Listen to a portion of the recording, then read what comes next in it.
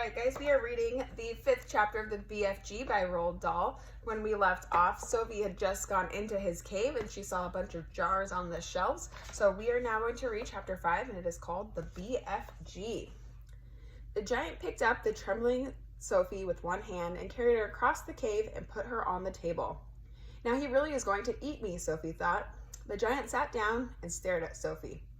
He had truly enormous ears.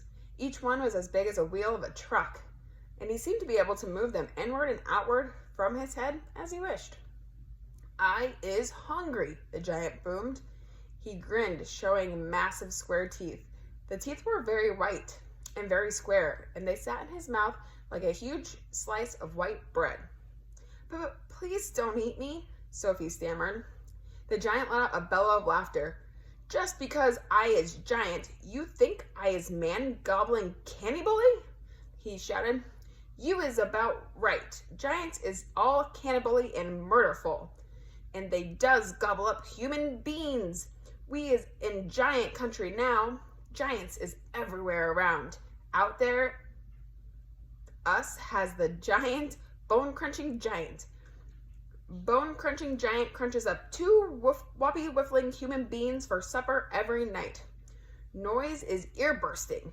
Noise of crunching bones goes crackety-crack for miles around." "Ouch," said Sophie. "Bone-crunching giant only gobbles human beings from turkey," the giant said. "Every night, Bone Cruncher is galloping off to Turkey to gobble Turks." Sophie's sense of patriotism was suddenly so bruised by this remark that she became quite angry. "Why Turks?" she blurted out. "What is wrong with the English?"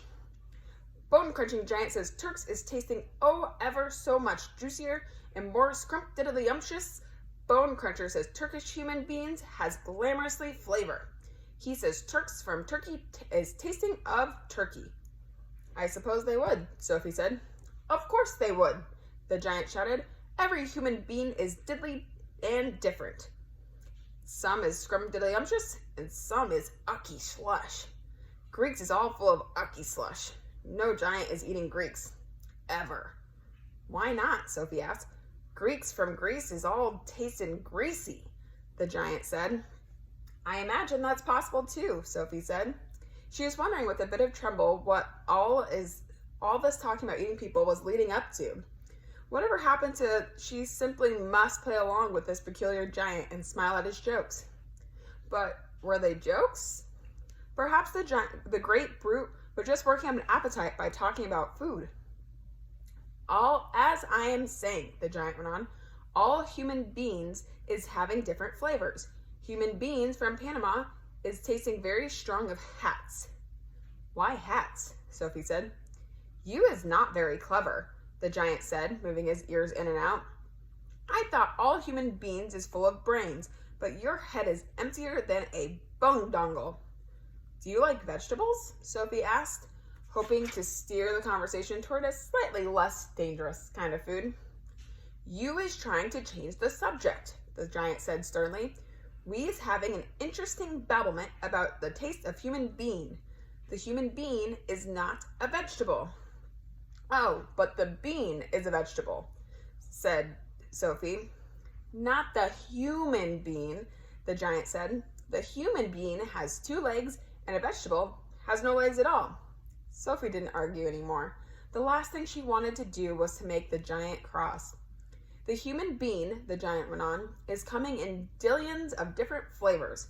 For instance, human beings from Wales is very whooshy of fish. There is something very fishy about whales." "You mean whales?" Sophie said. "Whales is something quite different." "Whales is whales," the giant said. "Don't gobble funk around with words." "I will now give you another example. Human beings from Jersey has the most disgustingly woolly tickle on the tongue," the giant said. "Human beings from Jersey is tasting of cardigans." "You mean jerseys," Sophie said. "You are once again gobble-funking," the giant shouted. "Don't do it. This is a serious and snitching subject. May I continue?" "Please do," Sophie said. "Danes from Denmark is tasting ever so much of dogs," the giant went went on. Of course, Sophie said. They taste of Great Danes. Wrong, Giant cried the giant, slapping his thigh. Danes from Denmark is tasting doggy because of the tasting of Labradors. Then what do the people of Labrador taste of? Sophie asked. Danes, cried the giant triumphantly. Great Danes. Aren't you getting a bit mixed up? Sophie said. I is a very mixed up giant, the giant said, but I does do my best, and I is not nearly as mixed up as the other giants. I know one who galloped all the way to Wellington for his supper. Wellington, Sophie said. Where is Wellington? Your head is full of squashed flies, the giant said. Wellington is in New Zealand. The human beings in Wellington has an especially scrumptious taste, and so says the welly-eating giant. What do the people of Wellington taste of? Sophie asked. Boots, the giant said. Of course, Sophie said. I should have known. Sophie decided that this conversation had now gone on long enough. If she was going to be eaten, she would rather get it over and done with right away than be kept hanging around anymore. What sort of human beings do you eat? She asked, trembling. Me, shouted the giant, his mighty voice making a glass jar rattle on their shelves. Me gobbling up human beings? This I never. The others? Yes. All the others is gobbling them up every night, but not me. I is a freaky giant. I is a nice and jumbly giant.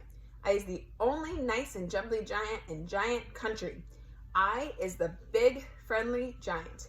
I is the BFG. What is your name? My name is Sophie, Sophie said, hardly daring to believe the good news she had just heard. All right, guys, so that is the end of chapter 5. If you guys head over to Teams, I have the last comprehension check for the week. So, number 1 says, how big were the giant's ears? 2 says, where did the giant say that they were? And then, what kind of giants was Sophie learning about? 4 says, what did the giant call humans? Remember, he wasn't calling them human beings. He was calling them something different. And then 5 says, what does a BFG mean? And then 6 is, who is the BFG? All right, guys, last chapter for the week. Good luck.